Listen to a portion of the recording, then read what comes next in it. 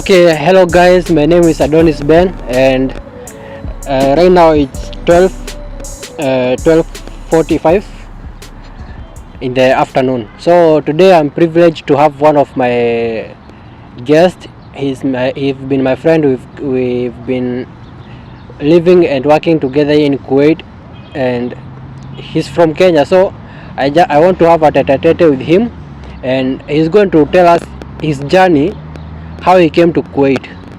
So we just trying basically to catch up with each other, like how is life in Kuwait and all that. He's going to introduce himself first and tell us how he came to Kuwait. So my brother, how are you? Good afternoon.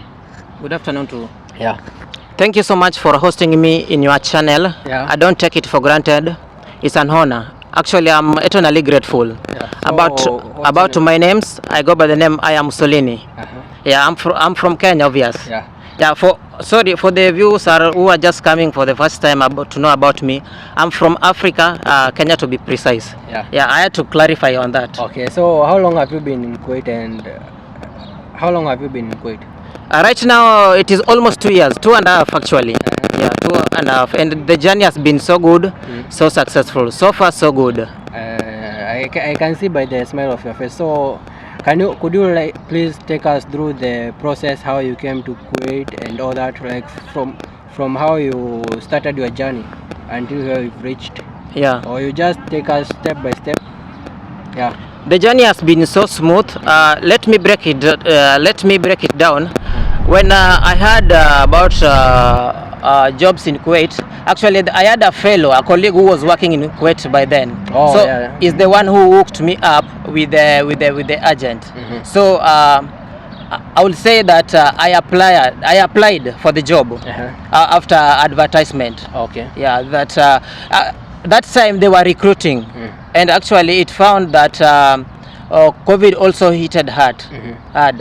So I had to apply for the job because but that time I was jobless, so I had to, man. Actually, I applied for 3 jobs, but the rest of the countries I will disclose. So from different countries? Yeah, but Kuwait is the first country that came through. Okay, and I don't know if you're open to tell us about the job, the type of job that you applied, or you... I don't I'm not in a position to do that. Okay. But maybe as time progresses. Okay, so yeah. You came here through agency. You applied for the job through agency, and then who paid for your visa? How did you get the visa? So this was there interview before you getting the visa, or how did you do it? So this is how the journey has been. After advertisement of job, then we applied. Then after application, we were called for the interview. Okay. Then from the interview, I qualified. I was among the people who qualified. Then from the qualification of the interview, then the process begins now. For shortlisting. Yeah, for shortlisting. And I can say that for me to be here in Kuwait, it means I qualified all the process. Okay. So how was the interview through one face to face, or was it through phone call or something of the sort? How was the nature of the interview? Actually, we had two interviews. We have phase 1 and phase 2. Phase 1 they were doing through via Zooming. Okay. Then the other one we attended physical. Yeah. That is where they summarize everything. Okay, so from interview, after passing the interview, you proceeded to medical. So how? Yeah. So after the interviews, we were given the directives by the agent. We went to the medical. Then from medication. Then they started processing the visa issues. Yeah. So after medical, then they started processing. Once they found out that you are fit to travel, they now started the application for the process for the visa. Yeah.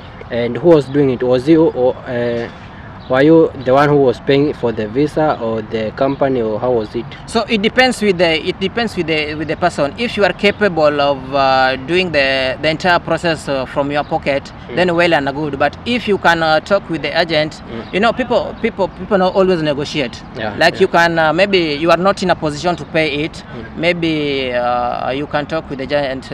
You can travel. Then later they can deduct your salary bit by bit. There is a room for doing that. Okay. Yeah. So on my side, I can say that I process everything because I didn't want to come with the debt of someone.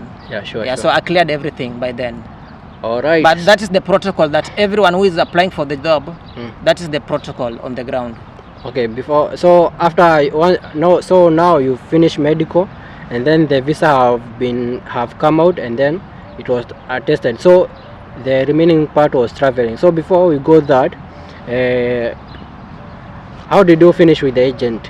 Was there something like commission fee or something of the sort before traveling? There must be. You know, you cannot travel in a foreign country through agent without paying something small. In our country, we say something small. Okay, something small.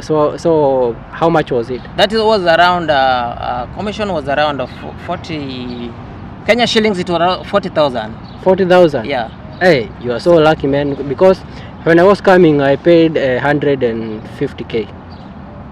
Okay. With my agency. So now you are finished with the agency. You've gotten your visa, the stamps in the passport, and ticket. So let's go to the next step, where now you are ready to travel. Yeah. Tell us, how did you travel and how did you arrive in Kuwait? After processing the entire thing, nothing much remain. We were just to actually before. Sorry. Let me take you back a little bit. Before boarding a flight, we had to be checked for corona.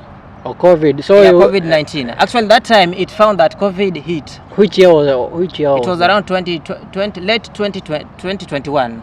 2021. Around December there. There was still corona, so we had to go for the test of COVID, and we had to have a certificate of corona that is satisfied that you are qualified, you are tested negative. And before that, did you do the injection? Yeah, we had to do the process. It was not cornering. We have to do it straight. So you were carrying vaccine in your body. No, your days are numbered in this. No, okay, whichever way you want to put now it. So now you are traveling. Now you are in the flight.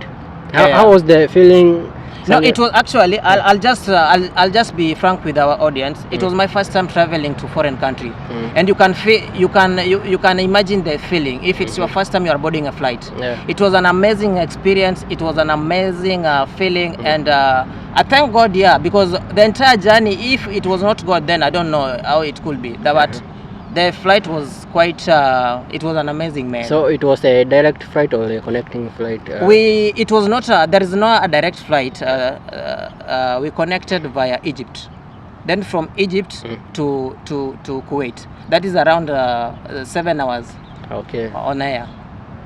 All right. So now you've arrived in Kuwait airport, and who came to pick you? Yeah, they organized with their team. There is a team that came for us in the airport to pick us.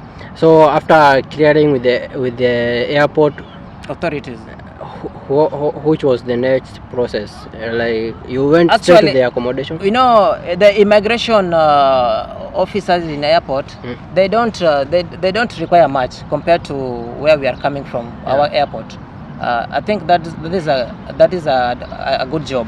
Okay. You only just submit an entry stamp and you are good to go. Yeah, that is just enough. Oh, that's awesome. So the team came to pick you, and then now you went straight to accommodation, or did they have to redo the COVID thing or medical, something of the sort? Medical came after 3 days. You know, it was a tiresome journey, and we had to rest a little bit. So you had to we took a rest of 3 days. Then we went for medical. Remember, there is a medical we did initially before we came in Kuwait, in Kenya, and here is another medication that we had to attend. You have to. Yeah, because they want to compare. You know, maybe you can forge your, maybe they are assuming that you can forge maybe some of your documents. Yeah. So they had to confirm by themselves in their hospital. Okay, so you had to redo the medical and I was qualified. To make the long story short. Okay, so after medicals, I qualified. You started working immediately, or do you have to wait to get the resident visa, or how did it go? Yeah, you know, resident visa. I think it was in our it was a stamp. It was together with the. At first you had the visa for the 3 months, right? The hard copy. So, did they process immediately the resident visa, which is civil ID, or how did you start Actually, working? civil ID we were using temporarily. The one for the hard copy visa. Yeah. So it had a duration of 3 months to expire, I think. Then from there they processed the civil ID, the one that now. Oh, so we can say it's equivalent to the probation period of 100 days. Yeah. Okay, so you started working now. How was the experience working in a foreign country? The experience, you know, I'm this kind of a person that whenever I go somewhere, I adopt very fast. That is my nature. Yeah, because we all have goals. So you have to, we in life we all have goals to achieve at the end of the day. So the experience was an amazing, and we are still coping up. Did you face something like culture shock or challenges? That is a must. Remember, I'm coming from Africa, and temperature in Africa is not the same as temperature in Arab. Remember, Kuwait is one of the hottest countries in the world. So that change of climate really affected me hardly, and Kuwait is very hard. The humidity is very hard. There is a time where you cannot walk without using an umbrella, and the government always issues a penalty. Whoever is found walking without an umbrella you can be arrested. Yeah, sure. So that is one of the challenges that we are facing here. So you came during summer? Yeah. It was April around. It was summertime. Okay, so which other challenge did you face that affected you in a way? We have language barrier, which really hit me hard, and because Kuwait is a multi-international country, it has accommodated all sorts of race. We have Africans as me, we have South Americans, we have Philippines, name it all. You know, so these people has been put together in maybe in one district. Actually, where I'm coming from is Mabula. Mabula, we have many people. Yeah. So these people, when you interact with them, maybe some of them doesn't understand English. So for you to be listened, you have to break down English for him to understand you. And also, you don't speak their language. You don't speak Arabic. You don't speak Philippine. You don't speak Hindi. Yeah. So how did you interact with them? No, the interaction is very easy. Once you notice that this colleague doesn't understand English, so you have to break it out for him. Like you don't speak that English. Concentrated English. Yeah, you have to break it down because you want to involve him in a conversation. Yeah. Now you will speak the same language with him. Okay. Yeah. So those were your colleagues in your job, in your workplace. Sorry? I mean, you are working with colleagues from different from different countries and different races. Yeah, actually, what I'm very thankful to my management. My team has been so cooperative with the people they are working with. Actually, we are mixed up. Yeah, we are not only Africans, but we are mixed up. Okay, so I want to ask you this. Before I want to take you back actually from where we started. When you were coming, which benefits were they listed when you were signing your contract? Which benefits the company was promising to offer you, and is it so that you are enjoying them now? Like, do they provide transport? Something like that. Let me clarify this. That's a good question. I really love that. issues to do with the transportation accommodation belongs to the company, right? And something to do with the food, that is individual pocket. That one you have to dig deep into your pocket. That is your own money. So the way you, but they provide for you a fridge, refrigerators to keep your food safe, and other things that I will not mention. But yeah. So the kitchen is fully furnished. Yeah, it is fully furnished. Yeah. So accommodation, accommodation and hospitality, transport, it is for the company. Oh, that's a very nice thing compared to where you come from. So these are one of the things that the benefits that we enjoy working and while working and living here in Kuwait. You get free accommodation, transport. And what if the company doesn't have their own buses, their own accommodation? What do they do? So that is okay. One thing they can do, maybe they can hire. But if there is not in a position of hiring, now it means your salary can sustain you outside. Now you can decide yourself. It means that they are going to add you some money. Yeah, they will top up your salary. Yeah. So your wages will increase according to the way you live in that area. Okay. Yeah. So it's upon you to decide whether you want to live in the accommodation, the company's accommodation, or outside. Yeah, or outside. So what was your preference, living in the accommodation or outside? Actually, you know, in the meantime, I decided to stay in accommodation because you know, when you are new somewhere, you have to cope up with the environment first. Okay. Yeah, so I had to do that. Maybe later, in future, as time progresses, maybe we can decide that, you know what, let us stay outside. Yeah, because now it is you against the world. You have to face it, man.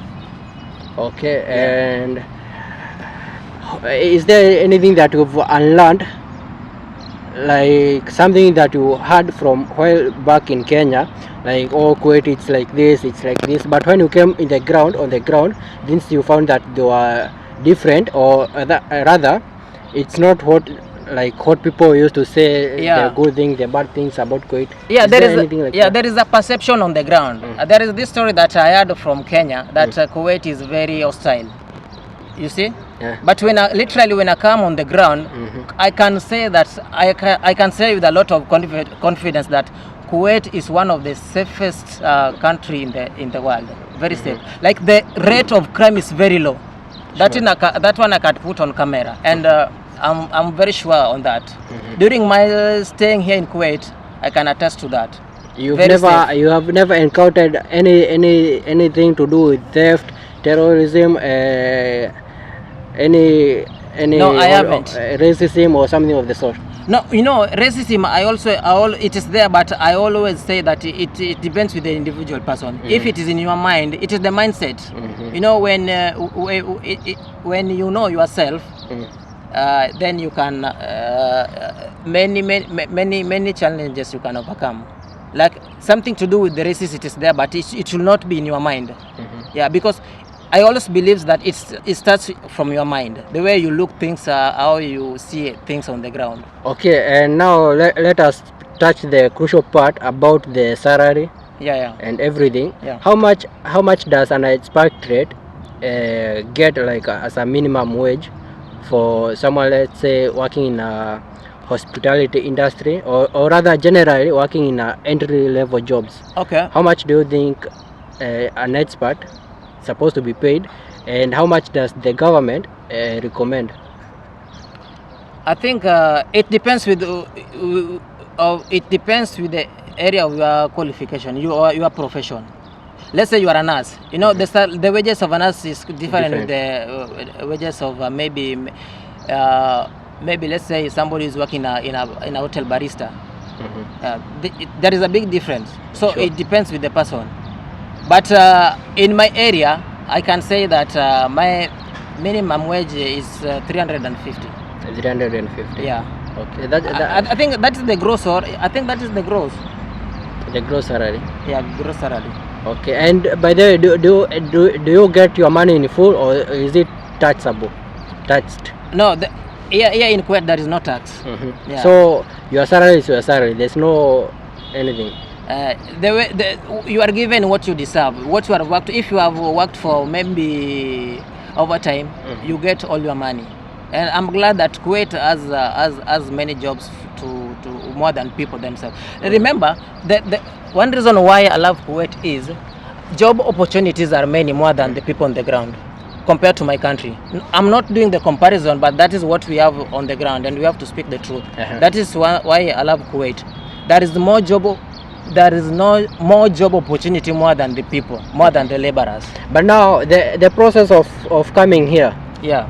So the process of coming here, maybe you can decide to apply direct, which to is the this company. You can apply direct as long as you have a genuine. So let's say, for example, agent. you go to xyz.com company in their website, and then to the career section.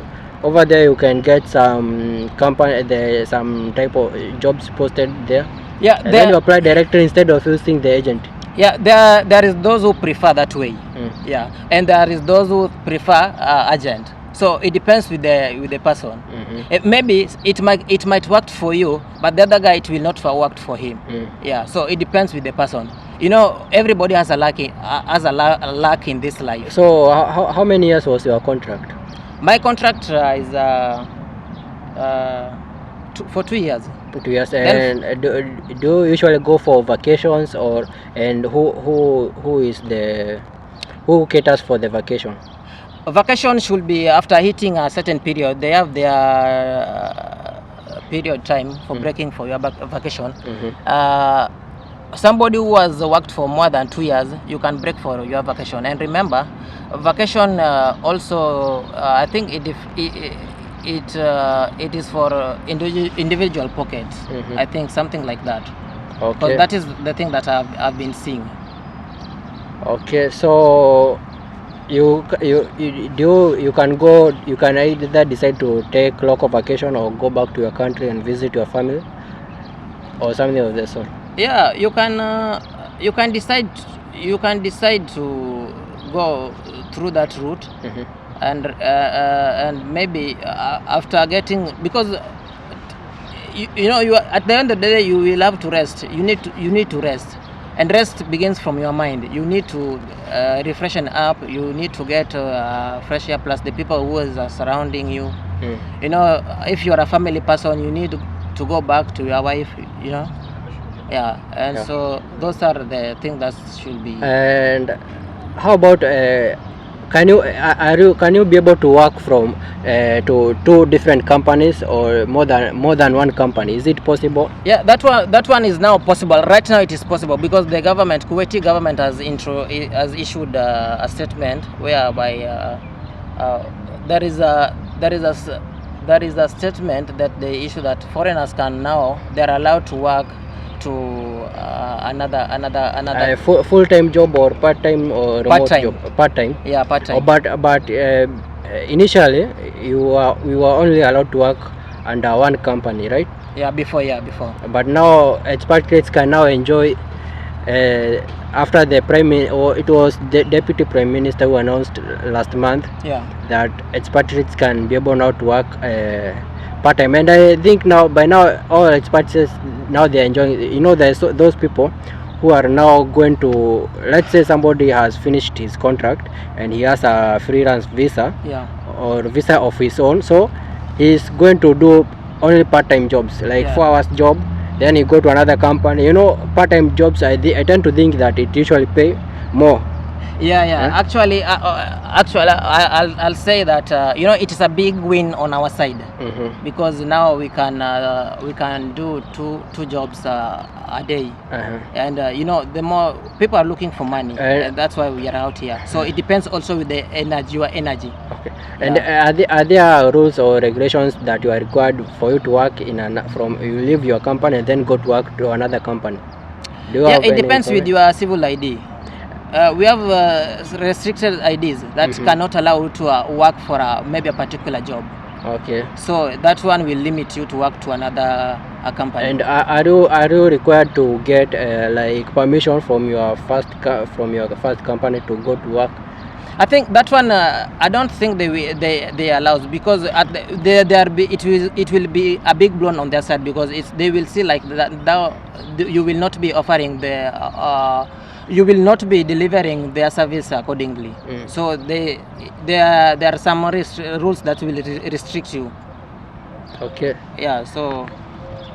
So I think at this point I've exhausted my questions, Yeah. but it's a pleasure to catch up with you, and nice to have you here for taking us through the entire process and how you came to Kuwait. And so how long are you planning to live here in this country? Have you gotten used to it? Are you still facing the same challenges that you got the summer thing, the winter thing? No, Or I adapted. I'm this kind of a person that I normally adapt very fast. So how long are you planning to stay in this country? It depends. If they now I'm the price. Okay. Yeah, I'm sellable because okay, I have the experience, right? Yeah. And I have I have the experience enough to get me a beautiful job, more than the one that I'm doing right now. So it is them to convince me with a good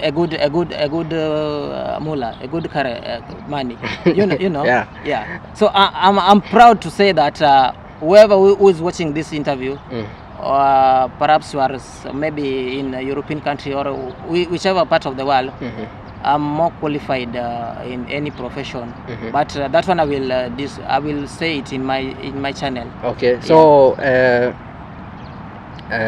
what did I want to ask you?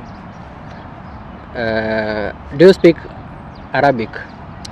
That is the biggest challenge. That is the major now. The major challenge I can say that I'm facing right now.